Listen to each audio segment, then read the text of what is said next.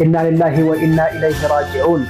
Obboleewwan keenya gara Suudiitti utuu as deemaa jiranuu sababa viizaa yookaan seera godhatanii Saudi Arabiyaatti deebi'uudhaaf gara Yaman, Saudi Arabiyaarraa gara Yaman imalanii Yamanirraa gara Suudii imalaa jiran. Walumaa galatti dooniin engedda garagale. Dooniin engedda akka fuula miidiyaarraa argetti nama 71 kan doonii sun fe'atee gara Jibuutiitti imala eegalteen. Walumaa galatti dooniin kun Yamanirraa kan kaatedha. Namoonni asirratti footoo jira agartanullee kan asirratti miidiyaarratti beektanii kan hin beekne hiriyoonni jira hedduutu jira. Namoota Suudiidhaa ka'anii viizaa yookaan sababa viizaa kanaa yookaan seera qabeessaan taa'uudhaaf waggoota hedduu erga Suudii turaniin booda har'a gara Itoophiyaa deebi'uudhaaf as deemanuu galaanaan nyaataman gariin fayyaan bahanii gariin miidhamanii hospitaala jiran jedhan gariin immoo du'anii jiru. Namoonni kuni kan lubbuudhaan hafe baga rabbi isin hambisee kan du'an rabbi rahmata haa godhuufi kan immoo du'aan isaanii achi buutee dhabame rabbiin haa argamsiisu rabbiin warra du'e kana jannataa haa godhuuf jenna insha Allah rabbuna. Obboleewwan kiyya nama achi keessaa hafes ni jira.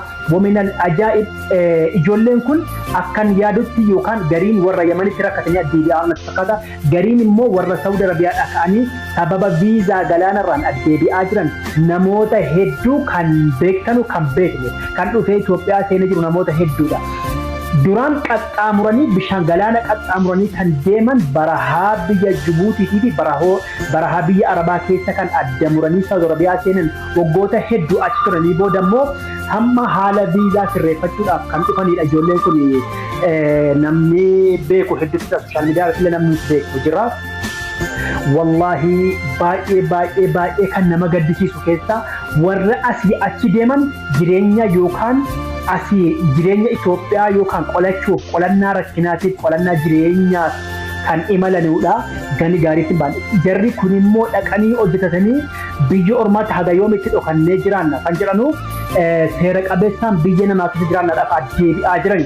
Deebi'anii seera qabeessaan deemuu fi guyyaa rabbiin jedhe malee hin ta'u. Yaa warra kaleessa jarri kun dunyaarra jiranii har'a akiraadha.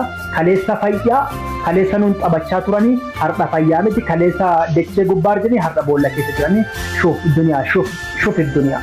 Duniyaan hanguma kana duniyaan wal jibbinuuf hanguma kana asumaan mucaa gaafa iidaa tokko wajjin salaate kan iida wajjin salaate kan iida shawwaal wajjin kan shawwaalii wajjin xumure kan kaleessuma fayyaan biraa du'e har'a boolla keessa jiru.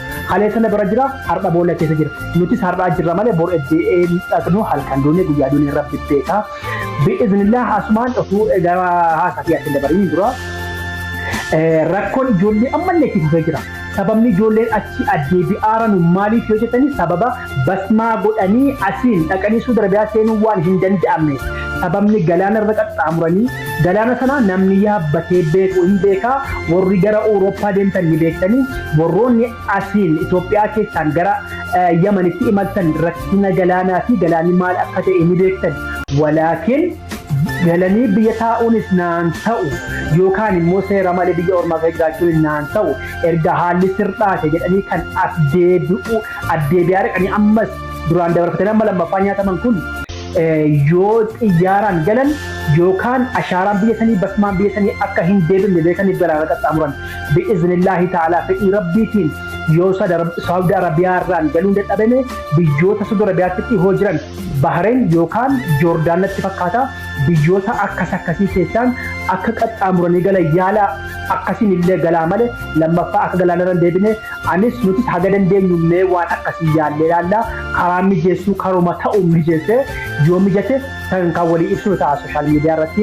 Obboleewwan kiyyaa warri Saudi Arabiyaatti akka warri yeroo uummanni kun yookaan ijoollee naan bilbilaan haasa'anii jiran ta'a. Ijoollee ani jaallee beeku rabbiin rahmata isin haa godhu jecha.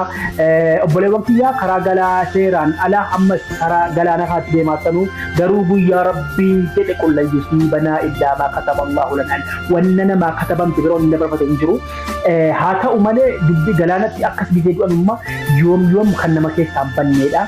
Keessatti ijoolleen waggaa achi addeebi'anuu hojjetan sana osoo itti hin fayyadamin asii immoo seera qabeessaa hin deebi'aaf osoo addeebi'anuu galaan nyaate har'aa biyya duniyaarra hin jirre kun baay'ee gubaa nama keessaa hin banneedha. Namoonni lammiin Itoophiyaa kan karaa Somaaleetiif karaa Jibuutiitiin baqatan yeroo hedduu dooniin garagara.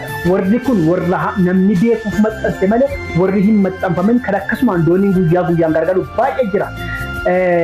Wanna kanarraa amma tokko of eeggachuun gaariidha. Warri immoo deemtanii jirtan galaanarraa asin deebi'inaa bi'iznillaahi ta'ala nama gaggaafachuudhaan karuma maluunillee biyyoota ollaa Saudi Arabiyaa ta'an itti qaxxaamuraatii achiin illee yoo qabamtan qabamaa galaa waan akkasii yaalaa malee lammaffaa Afgaanarraan deebine warri haftaa warra du'aniif rabbiin rahmata haa godhu sin jecha obboleewwan kiyyaa kanatti aansuudhaan kutaa biraa kan isin qabadhee dhufu ta'a rakkoo kana furmaata itti gochuudhaaf yookaan karaa natti mul'ate wayii isin agarsiisuudhaan biyyoota kanatti qaxxaamuranii akka achiin galan kan yoomii jaa'u ta'e viidiyoo qabadhee dhufa dabalina gaafatan miti viidiyoo qabadhee dhufe ta'e isin maxxansa bi'iznillaahi ta'alaatiin jecha gaddii maatiiwwan hiriyootan biraa dhufanii hiriyootan onlaayinii irratti beektan maatiiwwan ijoollee kanaa obbolaan sabni Oromoo bal'aan obsanuu fakkennu isiniin jecha nagaan naa jiraadhaa galatoomaa. Assalaamu alaikum warahmatullahi wabarakatuh.